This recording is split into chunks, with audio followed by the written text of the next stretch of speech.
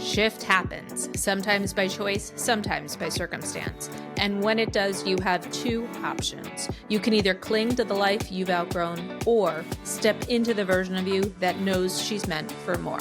I'm Xenia Ambatzoglou, trauma-informed empowerment coach and founder of Radical Prioritization. Welcome to What the Shift, the podcast for women who've outgrown the life they've built and are ready to create one that finally fits. Here we get real about the shifts that change everything: identity shifts, career pivots, relationship resets, mindset breakthroughs, and learning how to finally release what's holding you back. You don't have to have it all figured out. Just be ready for what's next. It's time to shift. Hey, it's Gia. Quick check-in. Are you thriving or just functioning at a really high level? If your to-do list is never done, if you're the go-to for everyone else but feel invisible in your own life, if you're exhausted from doing all the things but still feel like it's never enough, you might be overfunctioning. Take 2 minutes and find out. Go to my website, gialacqua.com, and on the homepage, you will find the quiz. I created it for high achievers who are doing too much for too many with too little in return. So this is your wake-up call. Stop surviving and start shifting. All right, let's get into it. If you feel like life is shifting, you're in the right place. I'm Xenia Ambatzoglou, and this is What the Shift. Today, I am so excited to introduce you to Xenia Ambatzoglou. Xenia is the co-founder of 1988, a brand built on a movement to empower women to own their stories, their businesses, and their futures. With a background in corporate leadership and a passion for breaking barriers, she turned a pivotal moment in history into a powerful statement, one that lives on through every piece of 1988 creates. After nearly 2 decades in financial services, an unexpected career shift led Xenia to redefine her purpose, turning challenge into opportunity. She founded 1988 to blend fashion with advocacy, creating more than just apparel. It's a movement. 1988 is a platform for women to connect, share resources, and uplift one another, reminding them that they are not alone in their journeys. Xenia, is so happy to have you. Welcome to the show. Thank you, Gia. I'm so happy to be here. Give me chills listening to that. I can't wait to dive into your story. So let's start. I mean, you spent almost 2 decades in the financial services industry. What was the moment that shifted everything for you that, made you realize it was time to do something different? Well, it wasn't by choice. I'm sure Sure. it just suddenly was not needed in my role any longer. Oh, wow, we're going on almost a year now. And I had to intentionally reinvent myself, figure out what to do. And you go through all the different emotions, but I'm a doer. I am a learner. I have to keep myself going. So I started to explore my options and creativity kicked in. I love that. And it's interesting you say it wasn't by choice. I mean, there's always pieces of our life that I think just, that happen. But then I feel like at some point we always have a choice. And a lot of women, we find ourselves in these situations maybe unexpectedly where, we are not in the job that we were once in. But a lot of us just find a way to get back on the horse, right? We look for another opportunity at a similar company or a different role within the company. But you didn't do that. So that I want to kind of hone in on, right? That was a pivotal moment for you where you had a choice to say, okay, where do I want to go and what do I want to do? And you chose to do something completely different. 100%. Yes. So I would say there was an itch prior to leaving Sure. or shifting from Yep. corporate America. There was always an itch. I always felt like there was more out there for me. But again, obligations, Yeah. family, reality says we can't just let all of this go. We can't let steady income go, a good job. We have to take care of our family. So it would have probably not been a conscious decision for me. Mm-hmm. The universe had other plans. It Mm-hmm. gave me a swift kick in the butt and said, you know what? No, you got to do this. You got to figure it out. So it gave me time to reflect. And at this point in my life, I mean, I'm nearly 50. It's now or never. I mean, obviously there you can reinvent yourself at any age, but now was a good time to do it. And I wanted to leverage all of my strengths, all of my abilities and my passions. So I started to think about what that was. I started to speak to those around me that knew me best, both personally and professionally, and say, what would you say were my biggest strengths? What could I monetize if I had to do this on my own? And I got some interesting answers, and it all rolled into this moment that realized I wanted to continue the work I was doing in my previous life, which was women in business advocacy.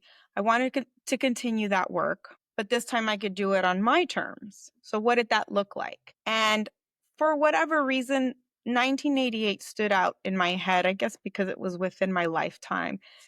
And something clicked, and I started working on t shirt designs and a concept, and here we are. That's incredible. I want to come back to the 1988 in just a minute, but first, there's so much power in what you just said. You had an itch. For some people, it's a nudge. For some people, it's an itch. But the fact that you were able to pinpoint that and say, yeah, I had this feeling, I was experiencing something. And I think for so many women, we ignore it or put it to the side. We put it on the back burner. Now's not the time. To your point, there's obligations, there's responsibility, there's, the financial component. So there's a lot of factors that go into that. And I completely understand and appreciate that. But a lot of us ignore it. We go on through life ignoring it. And the other thing you said that was really important and powerful was I knew I was meant for more. And again, I think that's a feeling that so many high achieving women experience, but either can't put their finger on or are afraid to articulate. Because then what does that mean? So the fact that this situation happened to you, right, then it gave you the opportunity to step back and ask those questions. Like you said, reflect on what is this itch? What is this more feeling that I'm having? And you got curious with it. It sounds like you tapped into yourself in terms of your curiosity, but also asking other people. I think that is a great exercise in asking other people for feedback and their perspective, which led you to create 1988. So I think that is just incredibly powerful. Thank you. So 1988, and I am sporting my 1988 sweatshirt for those that so are you, your t-shirt. I love it. For those who are watching on YouTube, 1988 is not just a clothing line. It truly is a movement. So walk us through kind of your inspiration that became the soul for this brand. Absolutely. So, as I mentioned, in my previous work, I was working on a project for a women in business advocacy program. Through that process, I did a lot of research behind women in business or what I could find. It's interesting that you will not find a lot of relevant information, but we'll find out a little more why. um, in that research, one of the key dates, again, remembering that I was in financial services prior, was in 1988, the Women in Business Ownership Act was enacted. With that act, it was the first time that women could get business credit without a male cosigner. Let's let that sink in.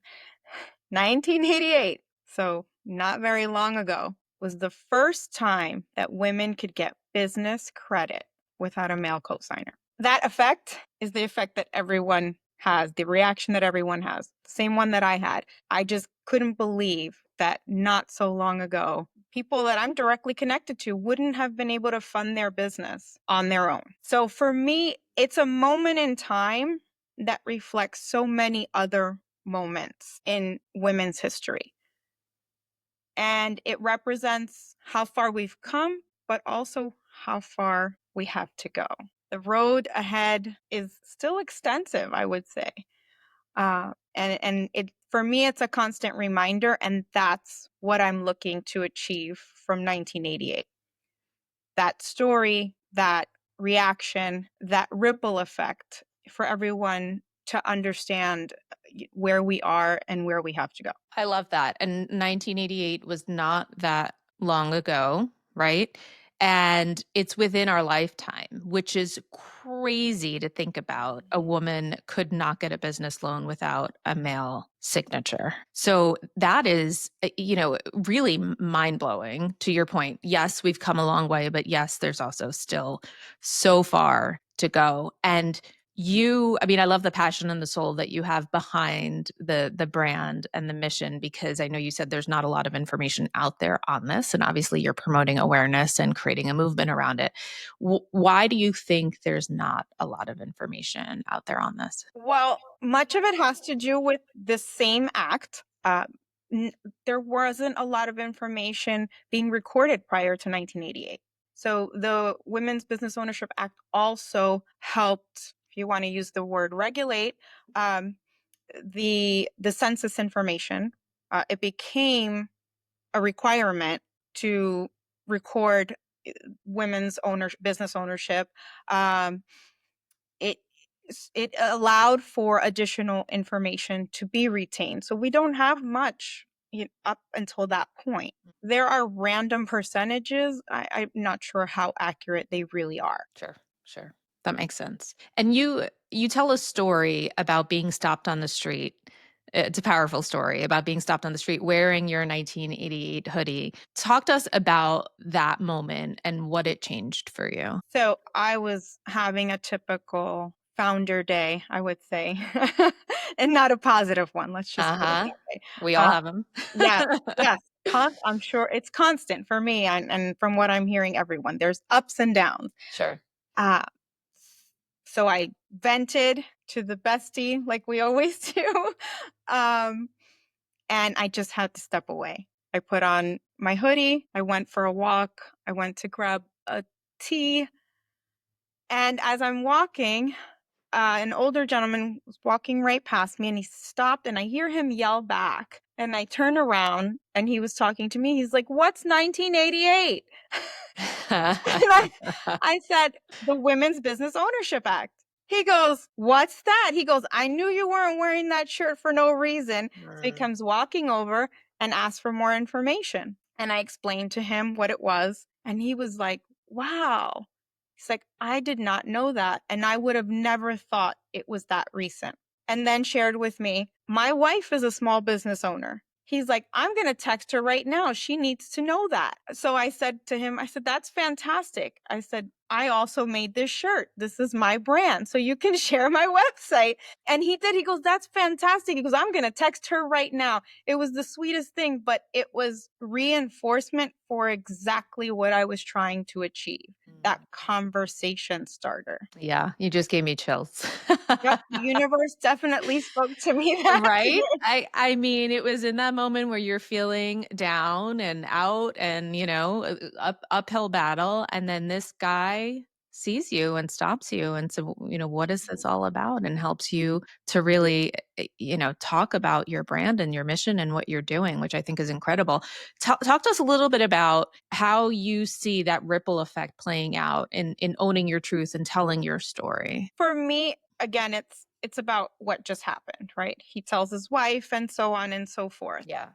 My ideal vision is that a woman walks into a room or down the street, she's wearing her 1988 shirt, and that conversation starts. Number one, to tell our story, but through our story, she's telling hers. I want to give women and women in business an additional voice. For that woman that's afraid to walk into a room and start a conversation, here's your opportunity. Put on a 1988 shirt, tell our story. Start there, and then you can tell yours because we all need to hear it. Someone needs to hear it. Absolutely. I love that. So it's a conversation starter. And I love that it's a way to give women a voice who maybe aren't as comfortable speaking up and sharing their story. I think that's incredible. What has been the biggest surprise for you? I know this is somewhat recent, but since you've shifted from the corporate world to being an entrepreneur and a co founder, what has been the biggest surprise, good or bad, that you've felt or experienced so far in your journey? Let's say my capacity. Mm. Again, I mentioned there was an itch prior and I felt there was more to do, but stepping into this and obviously as a founder uh, of a startup, you have to do everything yourself. And it's allowed me to stretch my limits.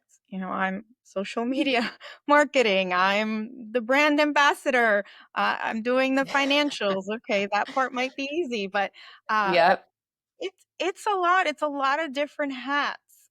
And I'm proud of myself for navigating through it. It may not always be great, but it's happening and I'm doing it. And like many of us, as I've listened to some of your prior guests as well, I am a perfectionist and I've learned to let that go a little bit. It doesn't have to be perfect. Roll with it. And the quicker I roll with it, the quicker I learn and pivot. Hmm. Absolutely. And the quicker you get it into the hands of other people who need it and can benefit from it. Yeah, I love that. In your capacity, it's so interesting to hear you say that. And I think it's a great point because in our corporate world, we're so used to having a very narrow or fairly narrow perspective Mhm. of what we do. Whereas to your point, as an entrepreneur, you are doing all the things. You're admin to CEO, right? So I think it's a good perspective to have and recognizing I think that you can do it as scary as it may seem. And you're not meant to carry it all forever, right? Eventually Right. you need to hire people to help you. But in the beginning, yeah, that's part of the startup story. So I think that's really powerful. What would you say to the woman who is feeling what you felt, feeling the itch, feeling the, I feel like I'm meant for more, but I don't know what that is? Or, I'm in my 40s, I'm almost 50, I can't change careers, I can't pivot now. What would you say to her? And you talked a little bit about 1988 creating community, and that's a big part of where I came from as well. The network building community. I've been blessed to leverage an extensive community of women that help support one another that I learn from constantly. And these conversations come up often. I I think for that woman, you absolutely can do it. And the good thing is not that I would advise stretching yourself thin, but if you're passionate about something, just start. Just start anywhere. You don't have to leave your corporate job nowadays, right? Everyone has a Hmm. side hustle. Give it a shot. Give it a try. Um, Ask the questions. Leverage your network. That's something that I learned from my community, and again from my research, was we're afraid to ask. We don't ask as often and as well as men do Hmm. because we've been conditioned to think, I've got this. I'm going to do it myself. I'm going to do it on my own. I know I've always felt that way. I've got it. I've got it. I'll figure it out because I felt like I had to be that way. And I'm learning that that doesn't have to be the case. Leverage your community. Ask. You never know what the answer is going to be. Such great advice. And I think you just spoke for so many women who carry those beliefs of I have to do it all my own. I have to carry it all. Right? It's my job. Or if I don't, I'm failing. If I don't, I'm going to look weak. So breaking those beliefs that we've been conditioned to believe for basically our whole lives, Right. incredibly challenging, but incredibly liberating at the same time. And I think you're right. The vulnerability in you sharing your story and other women sharing their story, helps create that sense of community and empowerment for other women to shift. So thank you for sharing that. I think that's amazing. What, in your experience, in your journey, what's one belief or a part of your identity or an expectation that you had to release in order to fully step into your power? That I could do it on my own. Yeah, Yeah, it's a that's big it. one. It's huge. I come from an upbringing of always having had to fend for myself from an early age. Um, so it's very hard to get past that because it was my defense mechanism. Yeah. I've got this, it's got to be perfect. So no one else gets involved, no one touches it. This is my bubble. Don't come near me. I'll take care of it. I'll figure it out. And it's a huge burden to bear, huge. Yeah. And when you add, I think it's taken so long to get to this point because up until about 10 years ago, it was just about me, career, that's it. And then marriage, kids, house, mom. I have to take care of mom as Sure. well.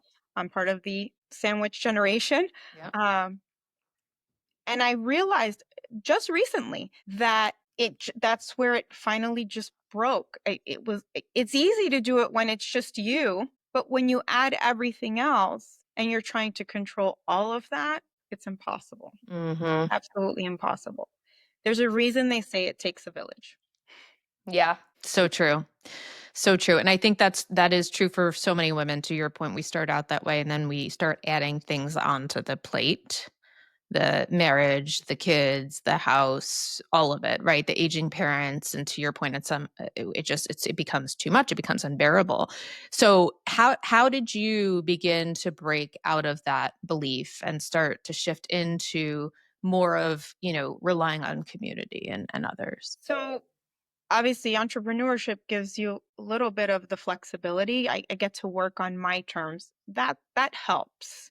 Uh, but I will also reference back to the community of women that I've built over the last few years. That has been tremendous. Even just to pick up the phone and have a simple conversation or run something by someone, get a different perspective.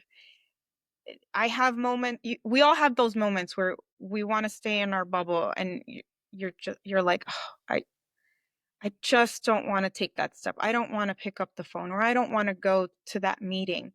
I will say to anyone that's thinking that, figure it out, get past it, put your big girl pants on and go, because I have said it over and over again, every time I do, I get something so valuable from it. Even if it's just being around that energy and feeling better about myself and what I'm doing. Incredible. So you consider yourself to be a late bloomer. I would love to know what that means to you and what that has unlocked for you on the other side. So, as we mentioned, 20 plus years or almost 20 years in financial services. And before that, I was in retail management. So my career spreads a little bit further back. Um, and I'm almost 50. So, I've only known working for someone else, doing for someone else. And as you mentioned earlier, when we're doing that work, we're in that bubble.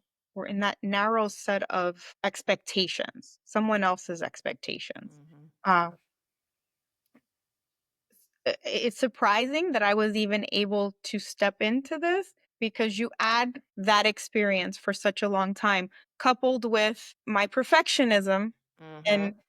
having to have a set of rules, having to have clear expectations. I would say it's amazing that I am where I am. That's what I consider a late bloomer in my career. Spending over 2 decades doing someone else's work and now actually shifting onto my own project is a pretty big deal. I would have never expected this to happen. Yeah. Yeah, it is a big deal. And I also want to point out it didn't happen by accident or by, circumstance. Like you made this happen, right? You're taking very intentional steps to make it happen and create something really powerful for you as well as for others. And so I think that's such a beautiful thing. What would you say is the one shift that changed everything for you? We've had a lot of shifts in I would say, the last 2 years, personally and professionally. Uh, I, th- I think the professional shift is huge for me. But 2 years, we had a tragic loss in our family. And that definitely has some impact to the decisions I've made since then. And probably is a major influence to me recognizing the itch or the inspiration, and really considering that there's more for me. And, time waits for no one. Any other advice, Xenia, that you want to leave our listeners with, but just before we wrap up? I would say, as mentioned earlier, tell your story. You never know who's listening and who will be impacted by it, and how it will turn around and help you. Uh, I'm a strong advocate for speaking up, telling your story, leveraging your network, building a network, because it'll be your greatest resource for so many reasons. A resource to your business, a resource to yourself, to your well-being, um, a plethora of knowledge, and opportunities that you probably never would have expected. Yeah, I love that. And I think going back to the conditioning we talked about too, is I think a lot of women have had to or are going through this process of shifting to be more vulnerable, right? I think leadership qualities now people are talking about vulnerability being a key, empathy being a key leadership trait, which I think is amazing. It's shocking we didn't get there sooner. But the reality is, I know from personal experience and many women I speak to, it's like vulnerability was kind of a dirty word. Oh, 100%. Right? You don't let them see you sweat kind of mentality of, if you're going to cry, go in the car and cry. If you're going to cry, Yes. you're going to go in the bathroom stall and you're going to cry. So I think again, coming back to that conditioning, there's a lot we have to undo. Those stories that we tell ourselves of, it is hard to share your story, but to your point, the value it can bring to somebody else can be incredibly impactful. And also just getting it out, sharing your story with other people who understand or can listen. I think there's incredible beauty in that too. So I love that advice. Thank you for sharing your story, your expertise, and really appreciate your words of wisdom. It's been incredible. So, Xenia, where can our listeners find you and where can they purchase 1988 merchandise? Absolutely. Yes. Follow us on Instagram at WomenOwned88. And the website is the same, www.womenowned88.com. Amazing. I want to thank you again so much for being here and for sharing your story. And thanks everyone for tuning in. We will see you next week. Now go make shift happen. Take care. All right, Shifter, that's a wrap on today's episode of What the Shift. But here's the thing. Awareness is just the first step. The real shift happens when you decide to do something with it. So before you go back to business as usual, ask yourself, what is one thing you are done carrying? What's one shift you're ready to make? And if this episode hit home, don't keep it to yourself.